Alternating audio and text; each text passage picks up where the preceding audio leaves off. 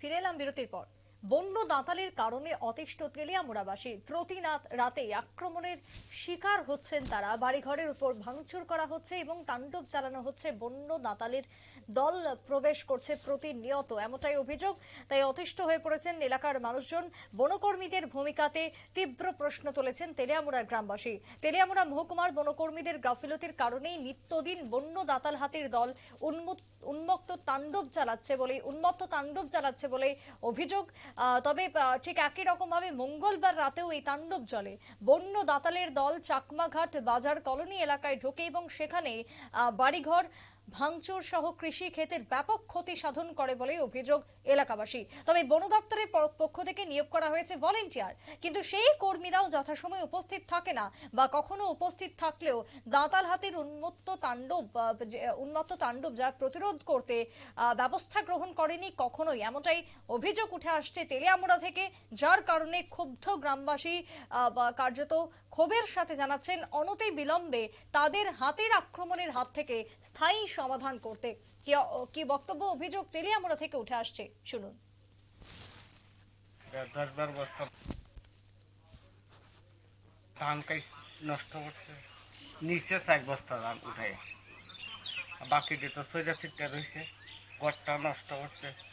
এর আগেও একবার 16 অক্টোবর 2023 5-2 তারিখে নষ্ট করছে, একদম পুরা নষ্ট করছে।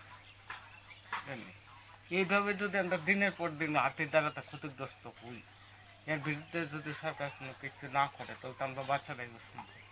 আচ্ছা, গতকাল জানাইছিল, আপনারা কি জানাইছিলেন? স্টাফ তো কোনো পদক্ষেপ নেয় না। স্টাফের চিন্তা একটাই, যেই বাড়িতেই ঢুকে তারা খুব আপনারা চুপ থাকেন, হাতে খায় খাক, নষ্ট করে করুক, কইরা ডাক্কা চুপ থাকে। তার একটা ভাজি ও মারতে রাজি। কারণ আমার বাড়িতে প্রায় 40-45 মিনিট সময় হাতিটা আসলো, কিন্তু তারা কোনো পদক্ষেপ নিচ্ছে না। তারা সবাই রেখেছে আপনারা চুপ থাকেন, ঘরের ভিতরে দরজা বন্ধ করে থাকেন, কোনো সাউন্ড করবেন না। হাতি আইসে খাইছে, হাতির ইচ্ছা মতো খাইছে, খাইয়া বস্তা লইয়া গেছে। ওই দিক দিয়ে 2টা বস্তা লইয়া গেছে, বস্তা খোলা আসলো, এটি নিতে পারছে না, দান পড়ছে। রাস্তা দিয়ে যাওয়ার পথে আবার ফিরে আইসে, আবার বস্তা লইয়া গেছে। এইভাবে 3-4 বস্তা ধান এখান থেকে উঠাই নিচ্ছে। একটা বস্তা এখান থেকে প্রায় ধরেন না 600-700 মিটার দূরে নিয়ে রাত্রেবেলায় এরা খাইছে। এবং ওইখানে গেলে আপনার স্পটটা দেখতে পারবেন যেখানে খাইছে, এখানে দাঁড়ায়। কত টাকা ক্ষতি হয়েছে? আমার প্রায় ধরেন না 25,000 টাকা করে নষ্ট হয়েছে বাড়িতে। আজকে সকালে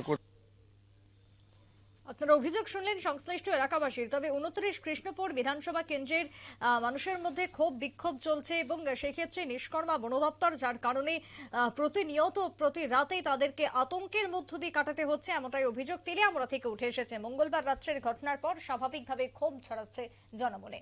একটা বিরতির পর ফিরছি, সঙ্গে থাকুন।